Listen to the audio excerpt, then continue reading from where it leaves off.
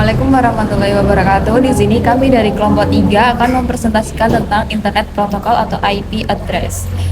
Perkenalkan, saya Farhazen dengan 3 digit NIM terakhir 192.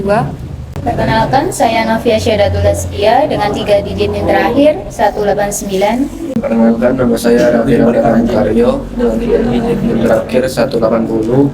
Saya Agra Pranadisma Valendra, 3 digit NIM terakhir 201. Nama saya Ahmad Lisa Putra, NIM digit terakhir 193. Di sini ada pengalamatan komputer. Agar sebuah komputer dapat mengirimkan data ke jaringan internet, komputer harus memiliki alamat protokol internet atau IP address. IP address adalah berupa kode numerik dengan format tertentu yang diberikan pada komputer. Ada 2 versi IP address yang umum digunakan. Yang pertama ada IP version 4 dan IP version 6. Meskipun sudah ada versi yang terbaru, IPv4 masih digunakan.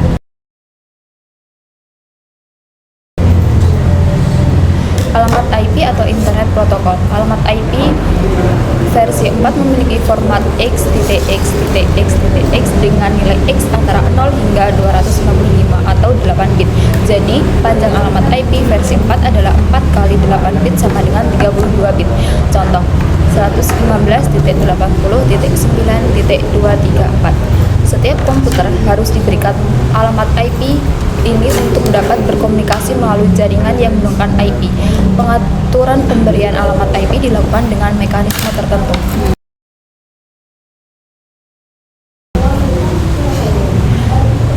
Pengalokasian alamat IP. Penyedia layanan internet dan organisasi tertentu memiliki sekumpulan alamat IP untuk digunakan oleh pengguna layanan. Sekumpulan alamat IP ini dibagi-bagi ke dalam kelompok alamat IP yang lebih kecil dan setiap kelompok ini dialokasikan ke satu subnet atau LAN. Misalnya, jajaran alamat 100.100.100.0 hingga 100.100.100.255 dapat dibagi menjadi 2 subnet yang masing-masing dialokasikan untuk LAN yang berbeda, yaitu yang pertama, subnet pertama ada 100.100.100.0 hingga 100.100.100.127. Yang kedua ada subnet 2 yaitu 100.100.100.128 hingga 100.100.100.255. Ada aturan untuk membagi sekelompok IP address menjadi beberapa subnet. Baik, selanjutnya struktur alamat IP. Nah, IP ini terdiri atas 2 bagian. Yang pertama bagian subnet. Semua perangkat di subnet yang memiliki awalan bit yang sama. Kedua, bagian host merupakan bit-bit lainnya di bagian akhir yang merupakan alamat perangkat di sebuah subnet. Nah, subnet ini direpresentasikan dalam format CIDR atau Classless Interdomain Routing. Misalnya A.B.C.D atau X dengan X adalah X bit pertama di IP address yang merupakan bagian subnet. Contoh 167.205.59.96 atau 24. 167 itu ada 101.00.111. Nah, kalau 205 ada 11.00.1101. Kalau 59 00.111.011 dan 96 ini 01.10.00.00.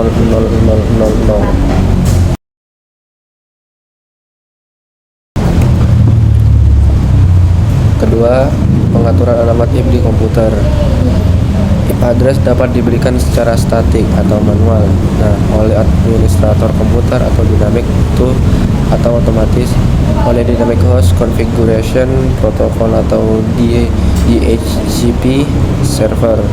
Selain IP address, perangkat DHCP juga dapat memberikan yang pertama alamat IP router atau gateway dari subnet tempat perangkat terhubung. Kedua, alamat IP dari DNS server, dan ketiga, network mask, yaitu informasi bagian subnet dari IP address atau dalam format A.B.C.D atau X. Selain A.B.C.D, nilai X juga diberikan oleh DHCP. Selanjutnya yaitu materi kedua, Dynamic Host Configuration Protocol. Contoh skenario, sebuah host X hendak mengakses internet melalui wireless access point. Langkah pertama yaitu host membroadcast pesan DHCP di server untuk menemukan DHCP server. Langkah kedua yaitu DHCP server merespon dengan pesan DHCP over yang berisi alamat IP yang dapat digunakan. Langkah tiga yaitu host mengkonfirmasi alamat IP tersebut dengan mengirimkan pesan DHCP request. Langkah keempat yaitu DHCP server merespon dengan pesan DHCP ACK untuk mengkonfirmasi, yaitu untuk mengkonfirmasi bahwa host dapat menggunakan IP address tersebut. Informasi yang diberikan DHCP server. Selain IP address, DHCP juga sekaligus mengirimkan alamat IP router atau gateway dari subnet tempat perangkat terhubung. Yang kedua, network mask, yaitu informasi bagian subnet dari IP address atau dalam format A, B, C, D atau X. Selain A, B, C, D, nilai X juga diberikan oleh DHCP. 3. Alamat IP dari DNS server. Seperti contoh, 1. IP address dari host 167.205.59.96. Kedua, network mask dari host 255.255.25.0 atau /24. Yang ketiga, IP address dari router atau gateway 167.205.59.1. IP address dari DNS server 167.205.23.1.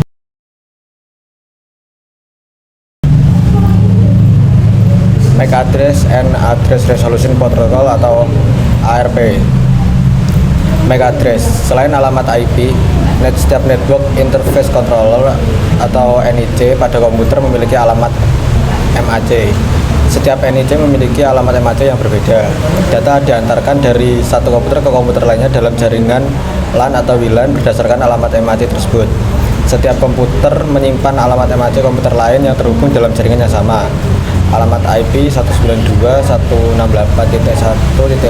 alamat MAC 45.212.2.00.2EF.239. Jadi seperti itu contohnya.